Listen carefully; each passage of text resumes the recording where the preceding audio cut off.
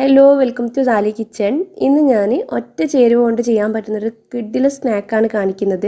നല്ല ക്രിസ്പി ആയിട്ട് ചായയുടെ കൂടെ നല്ല സ്പൈസി ആയിട്ട് കഴിക്കാൻ പറ്റുന്ന ഒരു സ്നാക്കാണിത്.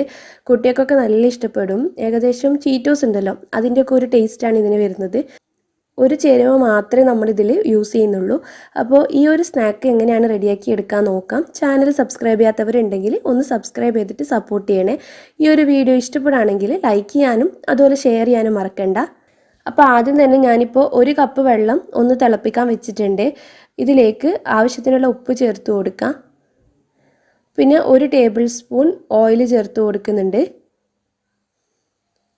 അപ്പോൾ എല്ലാം കൂടി നന്നായിട്ട് മിക്സ് ആയിട്ട് വെള്ളം തിളച്ച് വരുന്ന സമയത്ത് നമ്മൾ നേരത്തെ പറഞ്ഞ ആ ഒരു ചേരുവ ചേർത്ത് കൊടുക്കാം.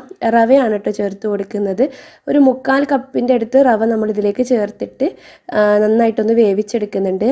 ഇത്രയും ഐറ്റംസ് മാത്രമേ നമ്മളിതിലേക്ക് ചേർക്കുന്നുള്ളൂ. എല്ലാം കൂടി നന്നായിട്ട് മിക്സ് ചെയ്തിട്ട് റവ നന്നായിട്ട് കുക്ക് ചെയ്തെടുക്കണം. കുക്കായി കഴിഞ്ഞ് കഴിഞ്ഞാൽ ഫ്ലെയിം ഓഫ് ചെയ്തിട്ട് പെട്ടെന്ന് തന്നെ ചൂടോടെ തന്നെ ഒരു ബൗളിലേക്ക് മാറ്റാം.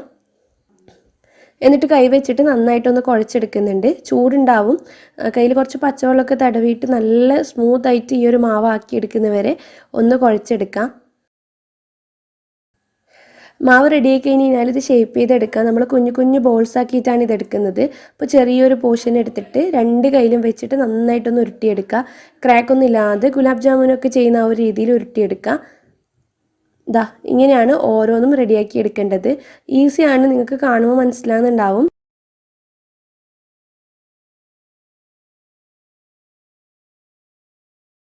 ഇങ്ങനെ എല്ലാം റെഡിയാക്കി എടുത്തതിന് ശേഷം നമുക്ക് ഫ്രൈ ചെയ്തെടുക്കാം. അപ്പോൾ മീഡിയം ടു ലോയിൽ വെച്ചിട്ട് നല്ല ക്രിസ്പി ആയിട്ട് വരുന്നവരെ ഫ്രൈ ചെയ്തെടുക്കുക. ഓരോ ബോൾസാക്കി അങ്ങ് ഇട്ട് കൊടുത്തിട്ടുണ്ട്. ഒന്ന് കുക്കാക്കി കഴിഞ്ഞ് കഴിഞ്ഞാൽ തിരിച്ചിട്ട് കൊടുക്കുക. ഓയിൽ കുടിക്കുന്ന പ്രശ്നമൊന്നുമില്ല കേട്ടോ, പെട്ടെന്ന് ഫ്രൈ ആയി വരും. ഇത് റെഡി ആയിട്ടുണ്ട്. ഇത് നമുക്ക് എണ്ണയിൽ നിന്ന് മാറ്റാം. ഇതുപോലെ തന്നെ ബാക്കിയുള്ളതെല്ലാം ഫ്രൈ ചെയ്തെടുക്കാം. നമ്മൾ ഇത്രയും ചീറ്റോസാണ് കേട്ടോ റെഡിയാക്കി എടുത്തിട്ടുള്ളത്. ഇതിൻ്റെ മുകളിലായിട്ട് 1 ടീസ്പൂണോളം മുളക് പൊടി ചേർത്ത് കൊടുക്കുന്നുണ്ട്, നല്ല സ്പൈസി ആയി കിട്ടാൻ വേണ്ടിയിട്ട്. പിന്നെ കുറച്ച് ഉപ്പും കൂടി ചേർത്ത് കൊടുത്തിട്ട് നല്ലപോലെ ഒന്ന് മിക്സ് ചെയ്തെടുക്കുന്നുണ്ട്. അപ്പോൾ ഈ ഒരു ചേരുവ എല്ലാവരുടെ കയ്യിലും ഉണ്ടാവും. അപ്പോൾ ഇന്ന് തന്നെ എല്ലാവരും ട്രൈ ചെയ്യുക. കഴിക്കുന്ന സമയത്ത് നല്ല ക്രിസ്പി ആയിട്ട് തന്നെ ഉണ്ടാവും. ട്രൈ ചെയ്തിട്ട് ഫീഡ്ബാക്ക് കമൻറ്റ് ബോക്സിൽ പറയുക. ഈ വീഡിയോ ഇഷ്ടപ്പെടുകയാണെങ്കിൽ ലൈക്ക് ചെയ്യാനും ഷെയർ ചെയ്യാനും മറക്കണ്ട. താങ്ക്